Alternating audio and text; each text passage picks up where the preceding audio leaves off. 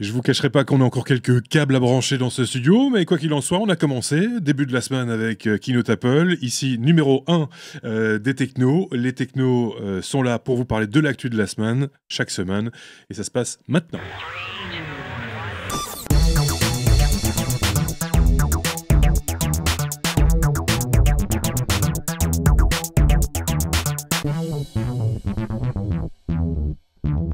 Et l'actu de la semaine, on va l'aborder avec nos amis d'informaticien.be, Sébastien et Marc, qui étaient déjà de la partie début de semaine. Il y avait une keynote Apple, ça vous en souvenez, j'imagine. C'est vraiment la grosse actu de la semaine, mais on l'a déjà couverte avec Sébastien et Marc. On va peut-être juste repasser en revue quelques détails. Bonjour Marc. Salut Marc. Bonjour Sébastien. Bonjour Marc au carré. Voilà, c'est ça les deux Marc. On va Okay. peut-être plier l'affaire. On va peut-être plier l'affaire en ce qui concerne Apple et donc cette keynote avec peut-être déjà un truc qui énerve tout le monde ou qui va énerver tout le monde, c'est le prix quelque part de l'iPhone, l'iPhone 6 et l'iPhone 6 Plus. Qu'est-ce que vous en avez pensé, vous déjà, petits amis? De cet appareil et Wow. est-ce que c'est Ah waouh ouais. est-ce que c'est waouh ou est-ce que c'est pas waouh et est-ce que le prix est justifié? Il y en a un qui doit être monté sur Villebrequin dans son crématorium, je sais pas, mais il doit s'y retourner, franchement. Bon, allez, Sérieusement, non. on a des prix au niveau des téléphones. Et rappelons, ce sont des téléphones chez Apple qui vont de 399 € pour un iPhone 5C 8 Go de mémoire. Autant dire qu'on n'y met pas énormément de trucs dedans. Ça réduit un petit peu le smartphone à un téléphone, quoi, en gros. Et puis le plus cher, c'est 999 €. C'est l'iPhone 6 Plus, donc un grand écran, 5,5 pouces, avec 128 gigas de capacité. Qu'est-ce que vous en pensez? Qui commence? Qui ouvre le feu? 1000 balles pour un téléphone, ça fait quand même vachement cher. C'est quand même pas mal, hein? Voilà. Alors, tu parlais du téléphone d'entrée de gamme, le 5C avec 8 gigas. Moi, je me rappelle avoir vu il n'y a pas si longtemps une info sur le Nokia d'entrée de gamme. Bon, c'est le Windows Phone, évidemment, c'est vachement limité, mais le truc est à 99 € avec 4 gigas. Voilà, il y a quand même une différence à mettre en perspective. Maintenant, pour le prix de l'entrée de gamme lui-même, enfin, du milieu de gamme, c'est-à-dire l'iPhone 6, c'est normal. Ils ont gardé la même proportion. Quand ils virent un modèle ou qu'ils le rétrogradent, ils reprennent le même prix pour le nouveau flagship. C'est normal. Mais 1000 €, là, franchement, ça fait mal, quoi. C'est peut-être dû aussi au fait qu'il y a de plus en plus de modèles et que l'échelle des prix, on la connaît maintenant. Ils ont une réputation pour ça. Quand on se dit, tiens, je vais acheter tel modèle à tel prix. Ah, mais si je mets seulement 50 € de plus, j'ai celui-là. Ah oui, mais si je mets 100 € de plus, j'ai celui-ci. Et donc, cette logique est totalement respectée parce qu'on a un échelonnement en euros qui va de 100 en 100 quasiment à partir de l'iPhone 5S 16 Go. C'est donc assez logique. Sébastien?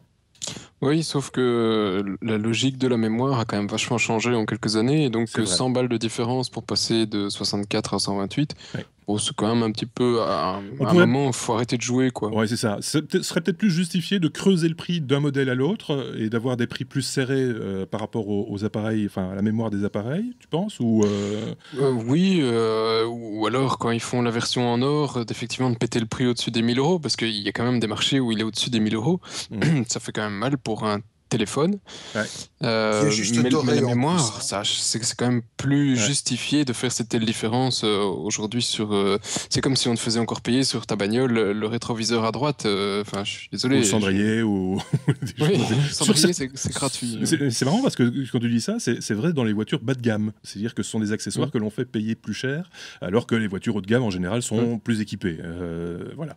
On voulait terminer, clôturer le sujet keynote, en tout cas iPhone, avec ces informations de prix. Et nous, ça nous a un petit peu énervé parce que c'est vrai, 1000 balles pour un téléphone, c'est quand même pas donné. Il y avait d'autres aspects aussi qui méritaient quelques éclaircissements ou en tout cas qui ont suscité un débat, on va dire, dans la communauté informaticien.be. Ouais, alors, puisque- si je Ouais. peux, Ouais, vas-y. pour ce débat-là, effectivement, alors il y a 2-3 petites imperfections, hein, sur un premier, sur une demi-heure, on dit des conneries. Ouais. Alors, on nous dit qu'effectivement, il ne faut pas forcément une carte de crédit pour avoir un compte iTunes. Alors c'est vrai, on peut créer un compte iTunes sur le site d'Apple sans carte de crédit et donc accéder donc à l'album de U2 et compagnie. Ouais. Par contre, si on le crée à partir d'un iPad, c'est mort, il faut une carte de crédit. Mes souvenirs, qu'on me corrige de nouveau si je me plante. Donc c'était pas forcément le plus évident. Il faut vraiment trouver le bon endroit pour. Ensuite, il y a tout l'aspect Kikulol qui est reproché effectivement parce qu'un Kikulol pour une montre à ce prix-là, ça c'était sur la Watch.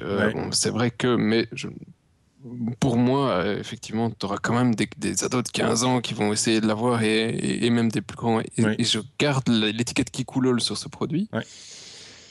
Et puis il y a tout le débat sur YouTube, évidemment, qui n'a mis son album à la disposition que sur iTunes. Beaucoup râlent en disant il n'est que sur iTunes. Bah oui, c'est de la promo, c'est Apple, je suis désolé, c'est normal. Ouais, YouTube a décidé aussi de participer à ce plan marketing, parce que finalement c'est ça. Voilà, maintenant les fans de YouTube ne sont pas nécessairement les fans Apple et inversement, et donc forcément il y a une partie de gens que cela frustre. Peut-être. Mais ils pourront payer pour avoir l'album. Voilà, donc il reste quand même disponible. Un mot aussi du mode de paiement, je pense que tu l'as cité, mais est-ce qu'on a des précisions par rapport à cette puce RFID ou comment ça fonctionne on a eu des précisions là-dessus ou pas depuis 2 jours? On a eu des précisions, effectivement, en grattant un peu sur le site d'Apple. On se rend compte qu'en fait, ce qui se passe, c'est que les numéros de carte ne sont pas transmis, effectivement. Ouais.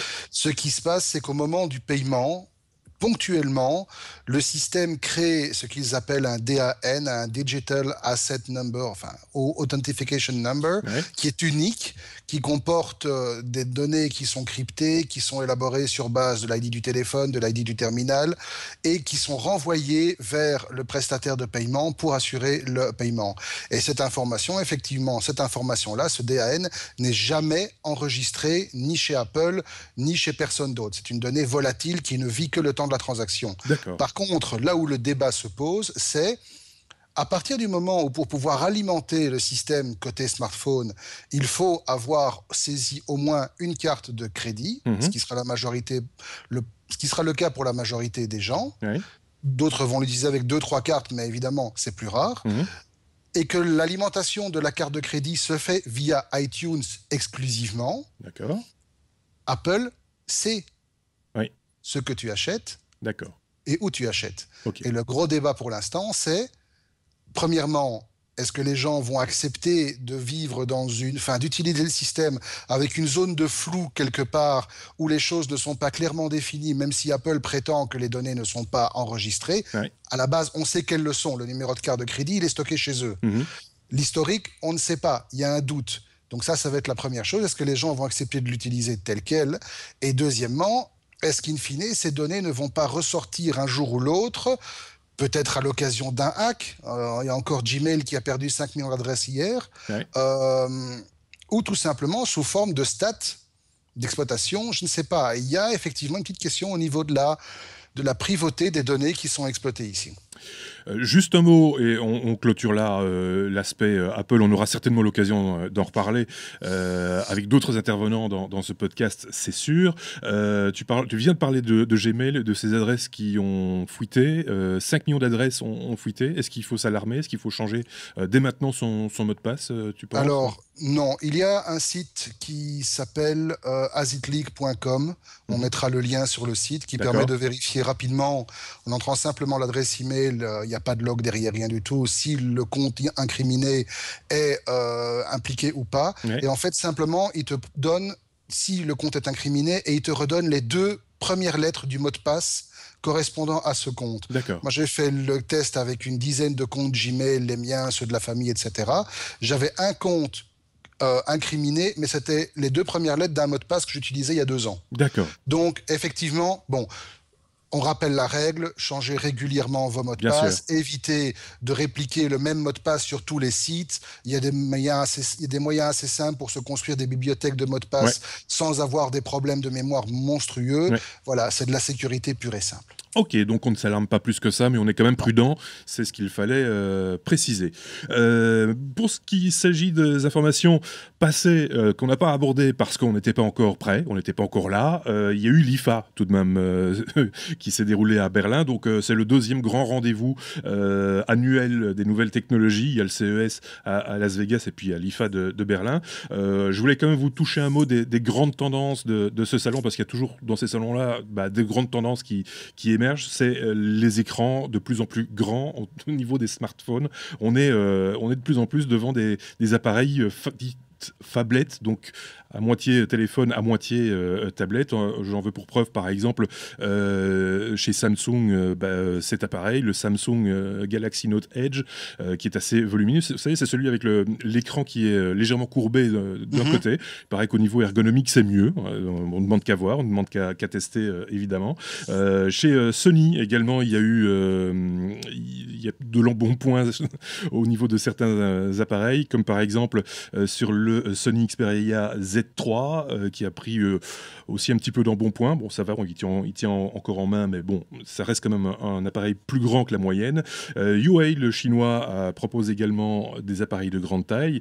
HTC a un Desir 820, un nouveau modèle, qui est également de grande taille. Ça, c'est pour les smartphones. On sait que le marché asiatique est friand des appareils de grande taille, bizarrement, et que donc ça se justifie assez, par exemple, de la part de Apple, comme on en parlait, d'avoir sorti des appareils justement un petit peu surdimensionnés. Puis, il y a tout le volet montre intelligente. Là aussi, c'est dans la tendance actuelle. Depuis un moment, par exemple, pour Samsung, qui fait évoluer sa Galaxy Gear S, LG s'est lancé également dans la bagarre avec, il faut que je la retrouve, une G-Watch, c'est comme ça qu'elle s'appelle.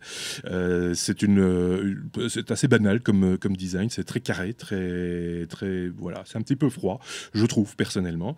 Et puis, il y a également Motorola et Asus, eux, qui sont partis sur des vannes un petit peu plus high-tech et plus modernes, on va dire. Et puis, il y a bien sûr également beaucoup de télévisions disponibles sur ce type de salon, parce que c'est un petit peu le produit phare, paraît-il, encore aujourd'hui. Et c'était la grande fête de l'écran courbe. À quoi ça sert, ça? Après, il paraît qu'on a une meilleure vision, que c'est plus sympathique à regarder, que voilà, c'est plus confort, on va dire. Ça, c'est la grosse tendance du moment, avec Samsung qui a un écran courbe qui est même motorisé, c'est-à-dire que vous pouvez télécommander la courbure de l'écran, donc c'est évidemment de plus en plus cher. L'un des plus chers, justement, c'est un appareil chinois, le de chez TLC, avec un écran de 2,8 mètres de diagonale. Il coûte pas moins de 200 000 €, et il est courbe aussi pour le prix, autant qu'il soit un petit peu plié. Et puis, il y avait des choses qui sortaient un petit peu de l'ordinaire, comme par exemple, Sébastien, des lunettes. On a déjà eu l'occasion ensemble de parler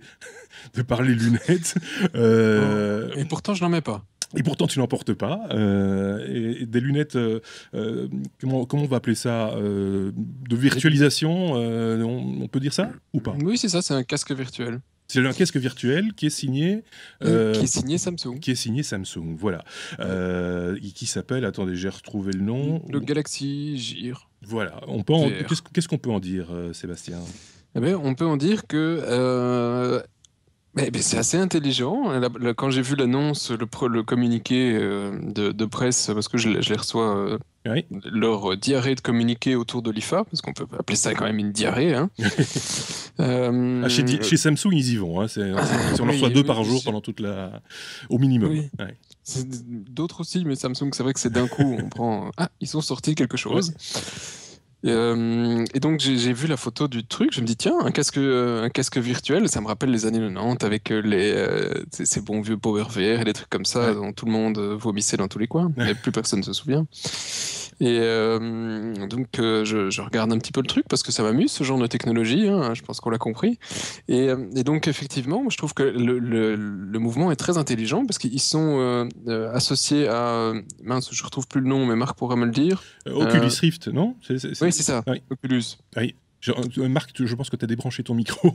Non, je suis là. Voilà, on t'entendait bien. Oculus, effectivement. Voilà. Oculus, donc le truc qui a été racheté par Facebook, qui proposait déjà un casque similaire avec une résolution qui était assez ridicule pour le début, mais c'était un petit truc, une toute petite boîte à l'époque. Et donc Samsung, ils sont revenus avec un casque. Oui. Et j'en viens au truc qui est génial, c'est qu'il n'y a pas d'écran dans le casque.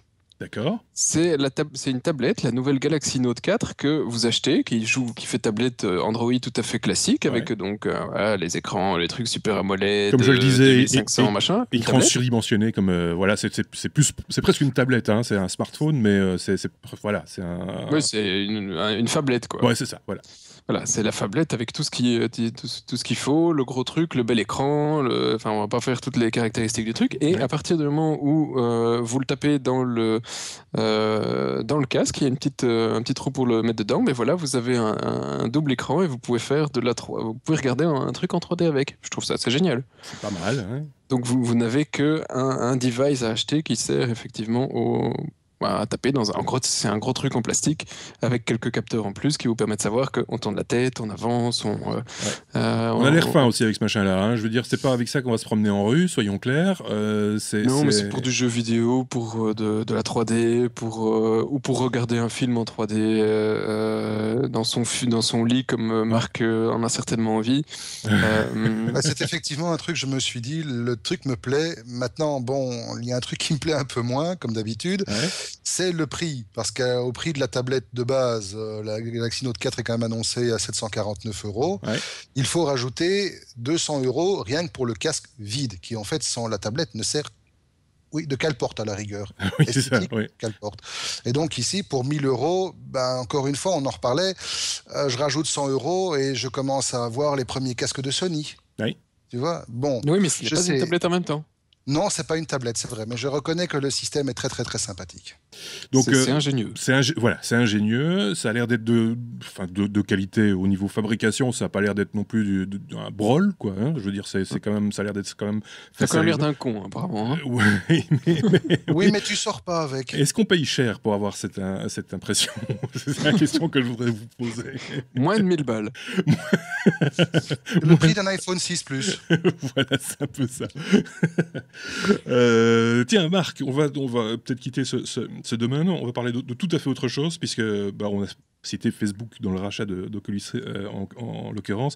Facebook qui teste pour l'instant des postes à expiration programmée. Qu'est-ce que ça? Eh bien justement, ils sont en train de tester un truc. Effectivement, comme tu viens de le dire, le Ravo, tu as ruiné tout mon petit sujet. Ils sont en train de tester des postes à expiration programmée. C'est-à-dire qu'au moment où vous faites le poste, vous pouvez lui donner une durée de vie. Et la durée de vie, elle va de 1 heure à 7 jours. Oui. Après lequel, eh bien, le poste va simplement s'autodétruire et disparaître de votre wall. C'est le truc tout à fait parfait si vous avez envie de lancer des trolls monstrueux et de ne laisser aucune trace après. Ça fait penser à certaines applications de mise en ligne de vidéos. Oui, exactement. Ça me fait aussi penser à d'autres applications de messagerie instantanée avec des durées de vie très courtes. Voilà. Y aurait-il de la recherche? Enfin, toujours est-il que le truc est en pilote pour l'instant auprès d'un petit nombre d'utilisateurs et que si les choses se passent bien, on pourrait pouvoir débarquer ça d'ici quelques mois. Voilà. D'accord. De notre côté, puisqu'on est dans les réseaux sociaux et je dis ça, mais ça n'a pas grand-chose à voir avec les réseaux sociaux, Google Play qui passe à une période de rétractation de 2 heures au niveau des téléchargements des applications. C'est ça, on a le droit de dire non, alors, ça va pas. Exact. En fait, ce qui se passait, c'est que historiquement, la durée de rétractation quand on achetait une application sur Google Play était de 1/4 d'heure. Et on se rappelle qu'avec certains pays, ça avait causé des petits problèmes, notamment la Thaïlande, si je me rappelle bien, qui avait enjoint Google, par voie de justice, d'augmenter la durée à 15 jours. Pour être poli, on peut gentiment dire que Google leur avait conseillé d'aller voir les trains à la gare, c'était très bien. Par contre, quand même, suite à la pression croissante de la demande, en fait, la firme a quand même décidé de passer en début d'année, mais sans rien annoncer, en sorte de test, la durée d'abord à 1 heure, puis à 1 heure et demie, puis à 2 heures. Et en fait, tout récemment, la chose a été officialisée. Et maintenant, dans les conditions du Google Play, le délai de rétractation est officiellement passé à 2 heures. Et en fait, effectivement, pendant 2 heures, vous avez, au lieu du bouton désinstaller à côté de votre application dans le Google Play, vous avez un bouton refund ou remboursement. Et ce n'est qu'au bout de 2 heures que... Trop tard. Oui. S'ils pouvaient faire ça pour les films aussi, ce serait top.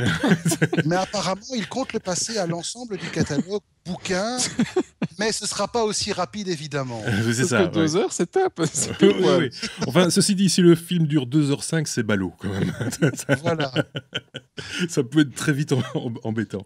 Tiens, puisqu'on discute de choses et d'autres avec Marc, il y a le produit Nest, qui, je pense, est le produit d'un ancien de chez Apple, d'ailleurs. Ce fameux thermostat très particulier dont tu vas nous parler, il arrive en Belgique, finalement. Il arrive en Belgique. Dans notre précédent podcast, on en avait parlé, dans les 2 précédents d'ailleurs, en se disant que ça n'arrivera jamais parce que les standards américains et européens au niveau électrique pour la commande à distance des chauffages, c'est pas tout à fait la même chose, ça fonctionne pas de la même manière. Manifestement, ils ont trouvé une solution.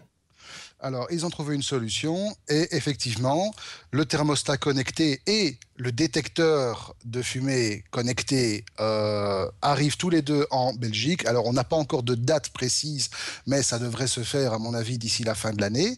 Et effectivement, les appareils ont été adaptés aux nécessités des réseaux électriques européens, en particulier belges. Et donc, c'est totalement acceptable, c'est totalement utilisable dans nos habitations. Il faut quand même rappeler rapidement que le Nest, ce fameux produit, c'est un thermostat connecté ultra intelligent qui est mis selon le constructeur comme le moyen de pouvoir réduire sa facture de chauffage de 15 à 20% sans toucher à son installation parce que le thermostat va au fil du temps apprendre exactement l'environnement dans lequel les gens qui habitent la maison vivent. Donc, plus on le touche au début, en tout cas, on revient du boulot, on remet en route, on repart, etc. Lui, il apprend de nos habitudes de consommation. Il apprend, il se connecte à Internet pour aller voir les prévisions météo, réagit en question. À terme, il prévoit même de pouvoir aller jusqu'à faire interagir le thermostat avec différents objets connectés dans la maison, comme les ampoules, le système d'alarme périphérique, etc. Ou même de faire un link sur le GPS de la voiture pour prévenir que quelqu'un arrive à la maison, il faut mettre le thermostat en route. Tu vois, ça va vraiment très très très loin. C'est de la domotique, mais pour monsieur tout le monde. Voilà. Maintenant, il y a peut-être une question de prix aussi. On y reviendra. Il y a Sébastien qui va absolument, il fait des grands signes. Il veut absolument intervenir parce que c'est un vrai passionné de domotique et de petits trucs comme ça mais j'ai pensé à lui en le mettant, celui-là. Voilà. Donc, pour l'instant, il est un petit peu dans le flou, notre ami Sébastien. Je ne sais pas ce qui se passe avec sa caméra, mais c'est pas fort grave. C'est évidemment un truc que tu vas t'installer, Sébastien. Je ne sais pas, c'est encore un peu flou. Oui, c'est effectivement très très flou. Ah ben voilà, ça va beaucoup mieux. Et donc, non, l'installer, alors peut-être ça dépendra si des conditions, du prix, de comment, etc. Mais en fait, à peu près. Je vais presque dire Cocorico, il y a une autre boîte qui fait ça quand même en France depuis assez longtemps, Netatmo. Oui. Ils ont un thermostat que j'avais testé d'ailleurs sur la saison précédente et que je n'ai pas résisté à acquérir. C'était plutôt un baromètre qu'un thermostat, ce que tu nous avais proposé. Oui, pardon. Ils avaient un baromètre, mais ils ont sorti un thermostat. D'accord. Ils ont sorti le thermostat qui permet aussi évidemment de coupler la chaudière. C'est normal, c'est un thermostat. et le truc est assez joli, ça a été fait par Stark, donc non plus c'est pas fait par une quiche. Et c'est connecté à téléphone, Android, iPhone, et ça permet quand vous rentrez de vacances, au moment où vous arrivez à l'aéroport, d'appuyer sur le petit bouton pour dire dans 2 heures je suis à la maison, j'ai envie que ce soit chaud, j'ai envie que ce soit chaud. Donc ça permet beaucoup de choses que propose le futur Nest. Les mecs ont été déjà un petit peu plus loin. Et alors, sur Android, il y a des applications qui permettent déjà de lier, parce que Netatmo a une API qui est très ouverte, ça permet déjà de lier ce type de thermostat avec d'autres choses, ampoules, machin, tout ça. Ça existe, c'est déjà possible. À suivre donc ce type de produit, et ça, on ne manquera pas de le faire, c'est très clair. Tiens, Seb, on va parler de Uber qui est interdit en Allemagne et ça coûte cher de contrevenir à ces lois allemandes. Oui, ça m'a fait sourire de travers, si on peut dire, m'étrangler en vous lisant ça ce matin, surtout que ça a quelques jours, mais je l'ai lu ce matin, on m'excusera. Et donc, non, sérieusement, ça a été interdit chez nous et ça a fait toute une polémique. Et je trouvais ça assez intéressant qu'en fait, ce soit la même chose dans d'autres pays, que la polémique, c'est pas vraiment beaucoup traversé la frontière, mais c'est la même chose en Allemagne, alors que Uber a déjà quand même pas mal de bureaux en Allemagne. Ils ont Berlin, Francfort, Hambourg, Munich, Düsseldorf, Düsseldorf, etc. Donc ils ont déjà investi pas mal en Allemagne. Et si vous prenez un gars et que vous êtes payé via Uber pour pouvoir l'avoir déposé de la gare à chez lui, ça vous coûte 250 000 balles. Terrible, hein. Ça, c'est de l'amende. 250 000.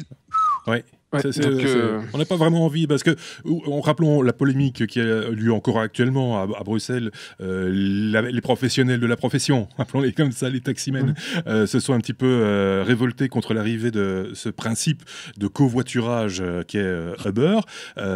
Et donc là, il y a quelques petites amendes qui sont prévues en cas si les gens le font quand même, mais manifestement, ça n'arrête pas tellement les gens d'utiliser ou de proposer le service Uber chez nous. En Allemagne, on sera un petit peu plus prudent, évidemment, parce que c'est beaucoup plus cher que le prix de la voiture, déjà.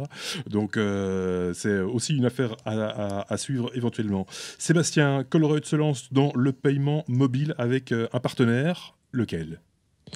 Alors, Secure, je ne sais même pas comment on le prononce, c'est un truc de Moi, je dirais Secure. Secure. Oui, ah, Secure, ouais, c'est pas con. Secure. Voilà, Secure, ouais, merci Marc. Il n'y a pas de quoi, c'est avec plaisir. Voilà. On peut dire Secre, ça marche aussi. C'est compliqué. Donc c'est une boîte suédoise qui se base sur le SEPA pour faire des domiciliations. Alors c'est quelque chose sur lequel on reviendra un peu plus tard parce que c'est un peu compliqué, ça mérite un long sujet.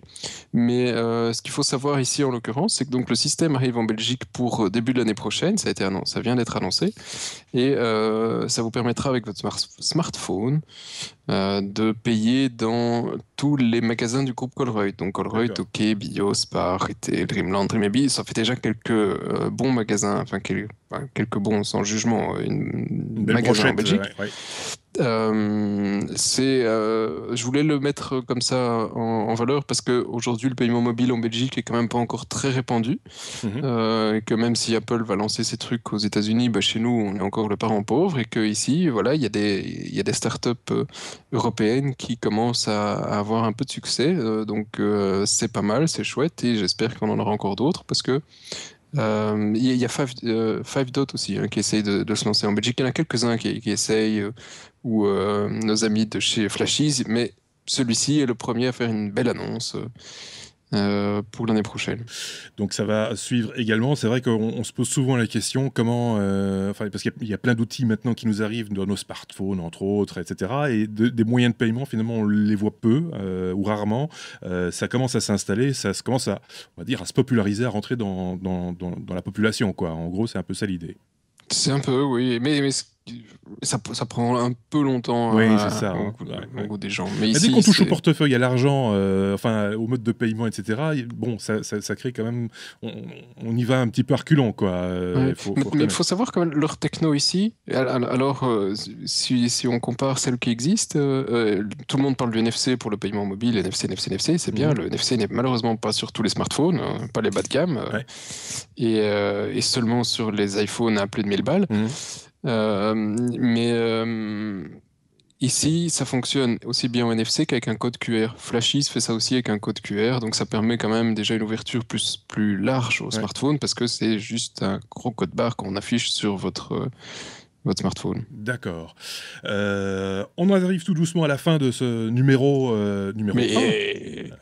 Il y a un sujet un peu plus hard, plus technique, on va dire, que tu nous proposes, Seb, cette semaine. C'est quoi C'est quoi ? Ça vient d'être lancé. Alors, je sais qu'on a quand même quelques développeurs qui nous écoutent de temps en temps. Donc, allô les gars.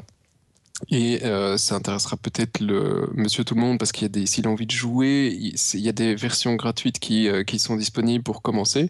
C'est Embarcadero. Pour ceux qui se souviennent de leur tendre enfance informatique, c'était une société qui à l'époque s'appelait Borland, qui faisait Borland Pascal, etc. Ah oui, on a passé des heures là-dessus, Borland. Voilà, Marc aussi, je suppose que tu connais. Oui, bien sûr. Voilà. Et donc, ils ont changé quelques fois de nom sur ces dernières décennies. Maintenant, c'est Embarcadero, c'est un truc basé, si je me souviens bien, au Brésil. Et ils ont sorti donc Embarcadero X7 début de semaine. Ce qui est génial avec cette nouvelle version, c'est qu'on peut développer en multiplateforme. Jusque-là, ok, on s'en fout, on peut développer sur Windows, macOS, mobile. Il y en a d'autres qui le faisaient avant. Sauf qu'ils ont pour la première fois un truc qui est vraiment génial. C'est que tu développes ton application avec donc tes boutons là où tu le sens. Hein, je dis voilà, moi sous Windows, je veux mes boutons, mon menu, mes petites images, je veux que ce soit à tel endroit-là. Et avec le même code, pour le développeur, c'est quand même assez important parce qu'on gagne un temps énorme. Tu dis juste, je voudrais que cette application, elle tourne aussi sur Android. Et sur Android, tu me prends la même forme, mais tu me déplaces le bouton un petit peu à gauche, ou tu me rajoutes un autre bouton parce que voilà, il faut ça sur cette interface Android. Et donc, tu prends le même UI, donc interface, et tu fais tu lui demandes des petites modifications OS par OS. Et donc tu fais un gain de temps formidable parce qu'avant, ce qui ne pouvait malheureusement pas être aussi facilement multiplateforme, c'est justement la couche interface parce qu'il y avait toujours beaucoup de spécificités. Et ici, on peut partir d'une base commune et aller beaucoup plus loin. Je l'ai essayé. Franchement, c'est facile, c'est testable, c'est beaucoup plus rapide que la dernière version qu'ils nous ont faite. C'est agréable. Je pense que malheureusement, c'est sous-utilisé parce que c'est pas très connu aujourd'hui. D'accord. Alors pour ceux qui ont envie de découvrir sans payer, Embarcadero fournit aussi App Method. Donc c'est App Method. On mettra le lien également. Qui est une version rebrandée sous un autre logo, un autre design. Je suis en train de mourir, je suis désolé. Oui, c'est un chat, mais c'est un angora. Donc, App Method vous permet de l'essayer pendant 30 jours, mais de développer gratuitement sur Android. Et puis, si ça vous plaît, vous payez à la méthode Adobe, c'est-à-dire quelques euros par mois. C'est une dizaine d'euros, une vingtaine. Donc, c'est abordable pour les entreprises sans devoir claquer X milliers d'euros. S'ils veulent s'ils ont un département informatique un petit peu dégourdi, qui veulent se créer une petite application sympathique, facile à utiliser, facile à mettre à disposition, pourquoi pas finalement. C'est peut-être ce type de client-là qui est visé par ce type d'application. Oui, et alors ça ne fonctionne pas que en Pascal, parce que je disais c'est Borland, c'est Pascal, ils ont une version C++ pour les purs et durs aussi, les barbus. Quand on est qu'un tout petit peu barbu comme nous, et qu'on a encore un peu d'histoire en Pascal, j'avoue que j'ai créé une application sur iPad, alors qu'à l'époque, quand c'était sorti, j'avais pas énormément de connaissances sur iPad. En 2-3 soirs, j'avais une appli qui tournait, qui était sympathique, quoi. C'est un bon plan, et puis si vous avez envie de vous former aussi, parce qu'il y a un petit côté ludique toujours, en tout cas quand on aime l'informatique, de pouvoir commencer à toucher un petit peu à du code et à modifier des éléments comme ça dans une application, c'est plutôt sympathique également. Voilà, je pense qu'on a fait un petit peu le tour de l'actualité que nous avons choisi de développer avec Sébastien et Marc. Vous êtes d'accord avec moi? Il n'y a rien à rajouter? Marc, mais la semaine prochaine.